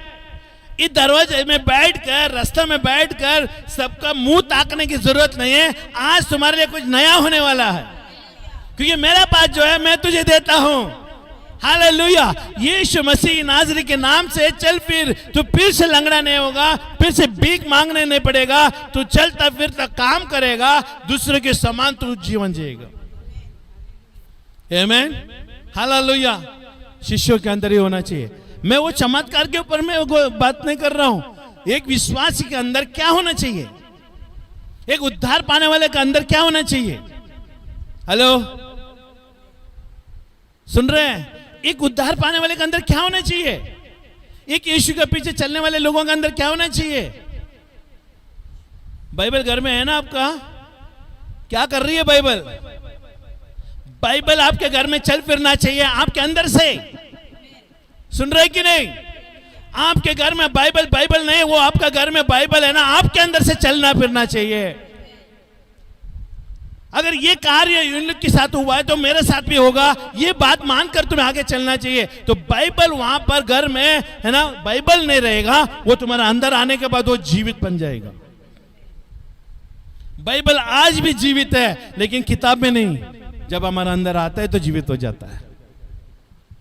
बाइबल आज देखिए पेपर में लिखा हुआ है, ये आपको मुर्दा दिखाई दे रहा है, लेकिन इसको जिंदा करने का काम कैसे कर सकते मालूम है? हम उसका अंदर लेंगे और उसको पानी देंगे, खत देंगे, तो हमारा अंदर क्या करेगा? वो बाइबल जिंदा होने लगेगा, धीरे धीरे जिंदा होने लगेगा। जब जिंदा हो गया बाइबल तो क्या होगा मालूम है? अद्भुत काम होगा। बाइबल उन्हीं का अंदर जिंदा नहीं होती जो विश्वास नहीं, सिर्फ नाम जपते। यीशु नाम, यीशु नाम से कुछ नहीं मिलने वाला, यीशु के कार्यों से कुछ मिलने वाला, यीशु के किए हुए कार्यों से और उसके वचनों से कुछ मिलने वाला। अगर अनुमान लगाए, अगर इसको इस तरह से बताएं, एक बीज आपके अंदर है, एक बीज आपके पास है, आपके पास जगह भी है। अगर वो बीज को जब तक जमीन बोलेगा मैं वो बीज को मेरे पास आने नहीं दूंगा, तो बीज उगेगा? बीज के लिए क्या चाहिए? जमीन चाहिए। जमीन के लिए क्या चाहिए उगने के लिए? बीज चाहिए। सुन रहे? बीज आपके पास है, लेकिन जमीन बोल रहा है मैं नहीं लेगा उसको, खबरदार मेरे अंदर डाला तो उगेगा? नहीं उगेगा। वैसे ये बाइबल भी है। बाइबल कहते हैं जब तक मैं तेरे अंदर नहीं आऊंगा मैं जिंदा नहीं हो सकता, और जब तक तुम बाइबल के अंदर नहीं आओगे तुम भी जिंदा नहीं हो सकता। ये दोनों को मिलना जरूरी है। बीज और खेती, जमीन को मिलना जरूरी है। आप एक खेती हो, परमेश्वर का वचन बीज है, और जब तक तुम्हारा अंदर नहीं जाएगा तुम जिंदा नहीं हो सकते। और यूहन्ना पतरस ने जो किया ना वो कार्य आप भी नहीं कर सकते। क्यों? क्योंकि ये उन्हीं का अंदर जो बीज गया है वो जिंदा हुआ है। हालेलुया। इसके लिए देखिए उसने क्या किया, यीशु नासरी के नाम से चल फिर, और उसने उनका दाहिना हाथ पकड़ के उसे उठाया, और तुरंत उसके पांव और टकने में क्या आ गया? बल आ गया। अभी मुझे बताओ यहां पर किसने काम किया है? किसने काम किया? 99% किसने काम किया? नहीं, किसने काम किया? अरे यूहन्ना और पतरस ने काम किया। उसको लंगड़े को ना लंगड़े रहित बनाने के लिए, लंगड़े से ठीक करने के लिए काम किसने किया? प्रेरितों ने किया। हालेलुया। अगले बार एक एक पत्थर लेकर आओ मेरे ऊपर मारने के। अरे मैं किसके बारे में बातें कर रहा हूं? प्रेरितों के काम में बात कर रहा हूं। प्रेरितों के काम में प्रेरित पहला है, परमेश्वर बाद में है। प्रेरितों के काम में शिष्य लोगों का काम पहला है, परमेश्वर बाद में है। जो तुम बोलेगा वो करने के लिए मैं तैयार हूं, लेकिन तुम पहला करो। अभी लंगड़े को बोलने का काम किसने किया? पतरस यूहन्ना ने किया। और उसका हाथ पकड़ने का काम किसने किया? पतरस यूहन्ना ने किया। और मैं यीशु नाज़री के नाम से चल, फिर किसने कहा? पतरस। शिष्य लोगों ने बोला आज हमको भी वही बोलना पड़ेगा, तब परमेश्वर आकर वहां पर कार्य करेगा। और यीशु मसीह वहां पर चंगाई नहीं दिया, चंगाई का आत्मा ऑलरेडी हमारा अंदर है। एक जब परमेश्वर ने एक पेड़ को बनाया, एक फल वाला पेड़ को बनाया, तो परमेश्वर ने ये बनाया नहीं एक बार फल आने के बाद मैं फिर से आऊंगा, फिर से मैं तुम्हारे अंदर बीज दूंगा। नहीं, जो पेड़ को एक समय में फल दिया और उसके अंदर बीज भी दिया। अभी बार बार परमेश्वर को पेड़ उगाने की जरूरत नहीं पड़ेगी। फल वाला एक ही बार फल का पेड़ आया, वो हमेशा के लिए बना रहेगा। फल आएगा, फल के अंदर बीज आएगा, बीज जमीन में जाएगा, फिर वो पेड़ बनेगा, फिर फल आएगा, फिर जमीन में गिरेगा, फिर पेड़ बनेगा। वैसे ही परमेश्वर ने सारा अधिकार शिष्यों को दे दिया है। अब यहां पर यीशु का कोई काम नहीं है, यहां पर सारे काम किसका है? शिष्यों का है। हमारा और आपका काम है। जगत इसके लिए आपको, देखिए आपके रिश्तेदार आपको उद्धार नहीं पा रहे, क्यों मालूम है? क्योंकि आपके अंदर क्या है आपको ही नहीं मालूम। हेलो, आपके अंदर डायनामिक पावर है, लेकिन आपको ही नहीं मालूम। आप कैंडल लेके चल रहे हो, सुरसुरी लेके चल रहे हो। आपके पास डायनामिक पावर है। वो डायनामिक पावर इतना सामर्थ्य है, शैतान के राज्य को नष्ट कर सकती है, लेकिन आपको ही मालूम नहीं। सबसे कमजोर, सबसे अविश्वासी लोग बोले तो कौन है मालूम है? दुनिया में आज की तारीख में कौन है मालूम है? सबसे कमजोर, सबसे आलसी, सबसे बोलते ना है ना अविश्वासी बोले तो कौन है मालूम है? आज सबसे मसीह लोग हैं। सबसे गुजरे हुए लोग मसीह लोग हैं। क्यों मालूम है? क्योंकि जो प्रभु ने दिया है ना, उसको वैल्यू नहीं रखा। सुन रहे? आज भी हिंदू लोग क्या कर रहे हैं? बलिदान कर रहे हैं। आज भी हिंदू लोग क्या कर रहे हैं? पूजा पाठ कर रहे हैं। आज भी वो लोग बाजार से खरीद के लाते हैं। क्या लाते हैं? अगरबत्ती लाते हैं, नारियल लाते हैं, फूल लाते हैं। वो मेहनत है उनका। सुन रहे? समझ में आ रहा है? समझ में आ रहा है? उनका विश्वास को वो लोग दाम दे रहे हैं। लेकिन हमारा अंदर जो उद्धार मिला ना, वो मुफ्त में मिला है। इसके लिए हमारा अंदर वैल्यू नहीं है उसको। आलसी बन गए विश्वासी। बाइबल पढ़ने के लिए आलसी है तो तुम अंदर डायनामिक कैसे लेके चलोगे? अरे तुम बाइबल पढ़ना नहीं चाहते हो, प्रार्थना नहीं करना चाहते हो, परमेश्वर ने दिया हुआ उद्धार को तुम महसूस नहीं करना चाहते हो, और शैतान घर में आया बैठा है, तुम मालूम ही नहीं पड़ रहा है कि तुमको घर में शैतान है। और रात को आके सताती है, दिन में आके सताती है, सोते समय में कुछ आदर खींचती है। ये सब दुष्ट आत्मा तुम्हारे घर में है, उद्धार पाए हुए है, फिर भी तुमको डायनामिक पावर नहीं है। शैतान को घर से बाहर निकालने के लिए दम नहीं है। ऐसा मसीह लोग कैसा होगा? घर के इर्द गिर्द में आएगा ना तो दुष्ट आत्मा देखना चाहिए, भाई उस घर से मत जाना। एक दुष्ट आत्मा दूसरा दुष्ट आत्मा को बोलेगा ये उधर से मत जा, उधर डायनामिक पावर है, वो बाम लगा के रखा है, तो आएगा तो तुरंत फट जाएगा। सुन रहे? मैं काली आपको यह बता रहा हूं कि एक प्रेरित के अंदर क्या सामर्थ्य है, एक विश्वासी के अंदर क्या सामर्थ्य होना चाहिए। हेलो, और सामर्थ्य पाने का तरीका मैंने बताया। क्या तरीका बताया? क्या तरीका बताया? 2 का अध्याय में भूल गए।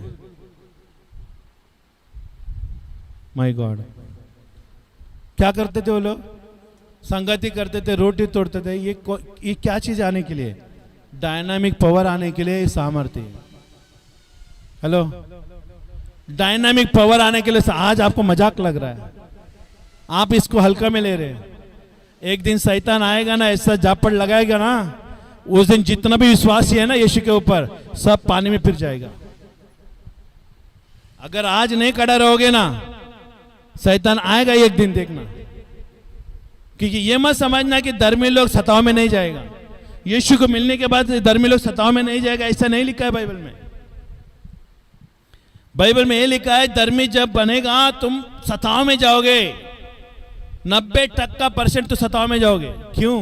क्योंकि शिष्यों को भी सताया और यीशु को भी सताया और तुमको भी सताया जाएगा।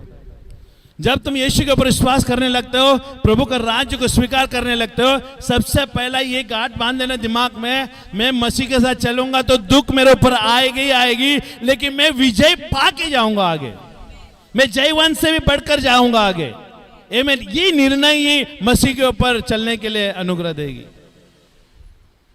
शिष्य लोग इसके लिए नहीं वो लोग विजय पाए, वो लोग ने ठान लिया था कि मरना बोलेगा तो मसीहा, जीना बोलेगा तो लाभ है।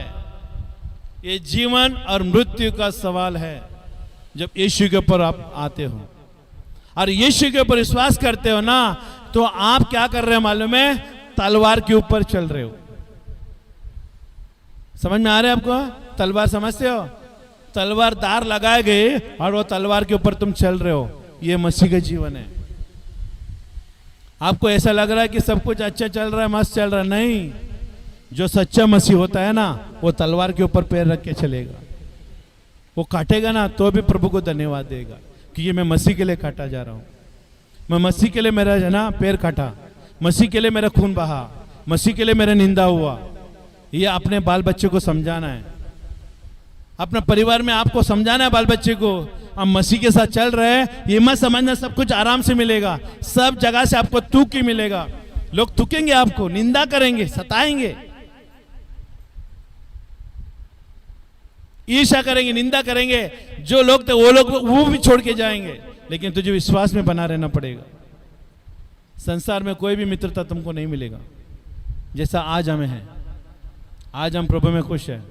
अच्छा है कि कोई मित्रता नहीं हमारे अंदर, संसार का कोई भी मित्र नहीं हमारे अंदर आके इधर बैठ के सिगरेट दारू पी सके, हेलो गाली गलौज कर सके। उससे अच्छा मेरा प्रभु का वचन है। एक विश्वासी के अंदर क्या होना चाहिए, वो खूबियां हम लोग देख रहे। आमीन, हालेलुया। सामर्थ पाने के लिए हमें क्या करना पड़ेगा?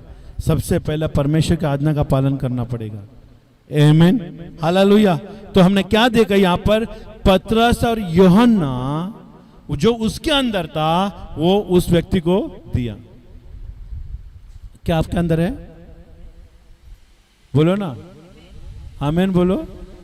ऐसा आमीन बोलेगा तो दुष्टात्मा बोलेगा अच्छा घर पे आ, बताता हूं तेरे को। उधर आमीन आमीन बोल रही थी ना, अभी आ घर पे। यहां पर जो तुम बोलोगे वही घर पे होगा। यहां पर तो घोषणा करोगे वही घर पे लागू होगा। यहां पर तो यीशु को लेके जाओगे, वहां पर यीशु लागू होगा। जिस तरह से यहां पर तो बर्ताव करेगा कलीसिया में, वही तेरे घर में जाएगा। हेलो, सुन रहे हैं? इसके लिए कलीसिया में हम लोग मजबूती से खड़ा होकर माइक से ऐलान करते हैं कि यीशु मसीह प्रभु है। कोई सुनने वाले तो आ जाओ, नहीं सुनने वाले तो चले जाओ। क्यों? क्योंकि यीशु का नाम किसी का इंसान के ऊपर मोहताज नहीं है। यीशु का नाम सारे सृष्टि के ऊपर है। हालेलुया। आकाश और पृथ्वी के ऊपर एक नाम दी गई है, वो यीशु का नाम है। और उसको नाम लेने में जो धिक्कारता, अपने आप को नकारता है, उसको परमेश्वर आशीष नहीं देगा। और सबके ऊपर उसका नाम है। जो लेता है, परमेश्वर दुनिया से उनको ऊपर रखता है, लोगों से उनको ऊपर रखता है। हालेलुया। उसका दर्जा बढ़ाता है, उसका ओहदा बढ़ाता है, उसका काम बढ़ाता है, उसका पैसा बढ़ाता है, उनका रहने सहने का बढ़ाता है, उनका खाना पीने का बढ़ाता है। आमीन। सिर्फ यीशु का नाम को अपने जीवन में लेने से और यीशु के लिए गवाही होने से। देखिए शिष्य लोग यीशु के लिए गवाही हो रहे। हालेलुया। आमीन। काफी सारे वचन थे, लेकिन आज यहां पर अटक गए कि ये पवित्र आत्मा आगे जाने नहीं दे रहा, क्योंकि थोड़ा सा विरोध यहां पर हो रहा है। समझ में आ रहा है? मालूम है सुसमाचार देते समय, वचन देते समय प्रतिक्रिया, प्रतिक्रिया समझते हो ना, समझते हो ना। सामने से अगर प्रतिक्रिया नहीं आ रही है ना तो पवित्र आत्मा बोलते हैं रुक जाओ, रुक जाओ, क्योंकि मोती को सुअरों के सामने डाल के कुछ मतलब नहीं बोलते हैं बाइबल। तो पवित्र आत्मा जिसको जो चाहिए वही देता है, जितना चाहिए वही देता है, उससे आगे नहीं देता। सुन रहे?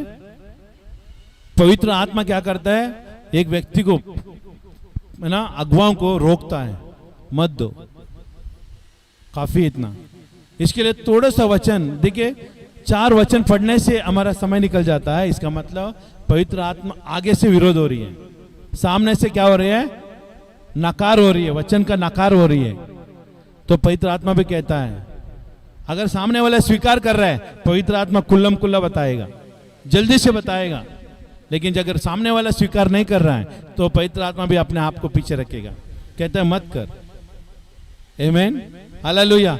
इसके लिए सामने से धिक्कार नहीं होना चाहिए, स्वीकार होना चाहिए। इसके लिए घर से जब आते कलीसिया में, आप ना ये घुटने टिक कर प्रार्थना करके आओ, प्रभु आज जहां कलीसिया में जाऊंगा, जो भी वचन आएगा वो मेरे जीवन के लिए कार्य रूपी होने दे, मैं उसको स्वीकार करने के लिए मेरा कान दे, स्वीकार करने के लिए मेरा कान दे, और उसको लेकर मेरे घर में आने के लिए कान दे। हालेलुया। ताकि मैं वहां पर जाकर ना अस्वीकार का नहीं भागी बनूं, मैं स्वीकार का भागी बनूं। तब पवित्र आत्मा आपको इतना स्पष्ट से समझाएगा। आमीन, हालेलुया। और तुरंत आपका अंदर कार्य रूपी हो जाएगा। कार्य नहीं होता है जब धिक्कार होता है, नकार होता है। इसके लिए हमें अगुवाई में रहना है। आमीन, हालेलुया। हमारे पास वचन का भंडार है, लेकिन लेने वाला आना चाहिए। आमीन, ये मुफ्त में है, लेकिन इसके लिए कुछ नियम है। हालेलुया, वो नियम को पालन करना जरूरी है। अब हम खड़े हो जाएं, हम प्रार्थना करें। Thank you Jesus, hallelujah. एक विश्वासी का अंदर, जो उद्धार पाए व्यक्ति का अंदर किस तरह से उद्धार कार्य रूपी होना है, आज हमने देखा। आज हम प्रार्थना करेंगे, परमेश्वर की आत्मा हम सबको अगुवाई करें। हालेलुया। धन्यवाद प्रभु, धन्यवाद परमेश्वर।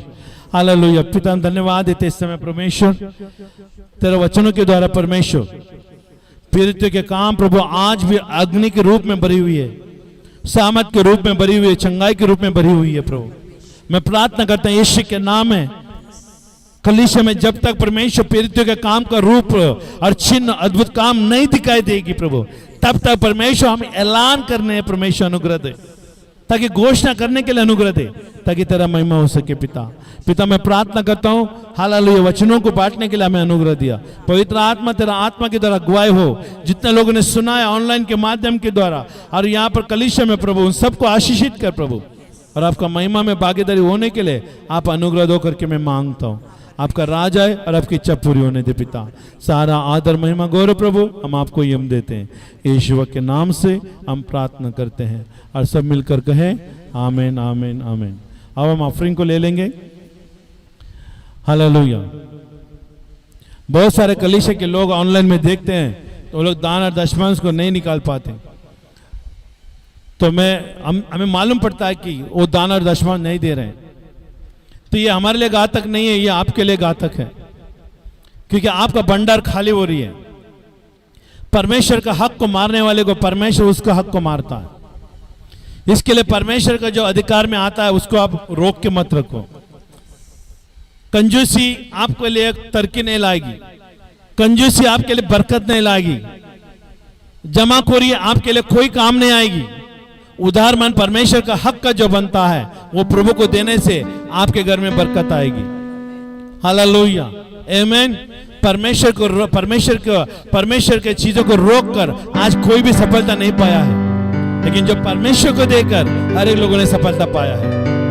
तो आपके अंदर अगर ऐसा कोई भी कंजूसी का आत्मा कार्य कर रहा है, जो पैसे का अभाव है, पैसे का अभाव है मतलब पैसे का लालच है, वो सब परमेश्वर से प्रार्थना करो, वो चीजें मिट जाएगी। क्योंकि लेने से ज्यादा, जमाखोरी से ज्यादा देना उत्तम है। परमेश्वर आपका सब कुछ नहीं मांग रहा है, उसका हक बनता है वही मांग रहा है। और परमेश्वर अपने लिए नहीं मांग रहा है, वो आपको दुगुना आशीष करने के लिए मांग रहा है। तो क्यों ना आप अपने आप को आशीषित करने के लिए अपना मुट्ठी खोल नहीं पा रहे हो? आप अपना मुट्ठी को खोलो परमेश्वर के लिए, ताकि परमेश्वर और भी बढ़ सके। हालेलुया। प्रभु मैं धन्यवाद देता हूं प्रभु, जितना भी भाई बहनों ने परमेश्वर जो दान और दशमांश को अपना हाथ में उठाया है, जो उधार मन से देने के लिए इच्छा रखते हैं, उनको आशीषित कर प्रभु, उनके घर में बरकत ला परमेश्वर। ये जो बीज जो बोया जा रहा है परमेश्वर, उनका जीवन में 100 गुना फसल को लाए, ऐसा अनुग्रह दो करके मैं मांगता हूं। सारा महिमा गौरव प्रभु हम आपको ही हम देते हैं, यीशु के नाम से हम प्रार्थना करते हैं, आमीन आमीन। हालेलुया। सब हाथ उठाए, हम प्रार्थना करें इस समय में। इस सभा को परमेश्वर ने चला, इस हफ्ते में जो भी आप काम करेंगे सफल होने दें। इस हफ्ते में जो भी आप काम करेंगे सफल होंगे। परमेश्वर का दूत आपकी रक्षा करेगा। परमेश्वर का विधि और उसके आज्ञाओं का पालन करेंगे, आपके घर में कोई चीज की कमी नहीं होगी। हालेलुया। भजन संहिता 23 अध्याय आपकी रक्षा करेगी अगर आप यहोवा को चरवा बनाओगे। अब भजन संहिता 91 का पहला वचन में लिखा है, जो सर्वशक्ति का मान के छाया में ठिकाना पाता है वो सुरक्षा में रहेगा। आज आप परमेश्वर की नजर में सुरक्षा है। आप परमेश्वर को पहला स्थान दो। कोई भी व्याधि, कोई बीमारी, कोई भी गरीबी, कोई भी अकाल, कोई भी शैतान का ताकत है आपको छू नहीं सकेंगे अगर यीशु को अपने जीवन में पहला स्थान दोगे, क्योंकि यीशु मसीह प्रभु है। आज मैं प्रार्थना करता हूं परमेश्वर उन सारे लोगों को जो जितने भी लोग देख रहे आधीनता में हैं, आपके अनुग्रह कृपा बनी रहे परमेश्वर। इस हफ्ते में जहां भी आएंगे सुरक्षा दे प्रभु जी, और उनका घर के हर एक जरूरतों को आप अपनी महिमा के धन से पूरी करें। हालेलुया। मैं धन्यवाद देता हूं प्रभु, ये प्रेरितों के काम को पढ़ने के लिए अनुग्रह दे, और उसके अंदर जो भी लिखी हुई गुप्त बातों को परमेश्वर आप पवित्र आत्मा के द्वारा उजागर करो परमेश्वर।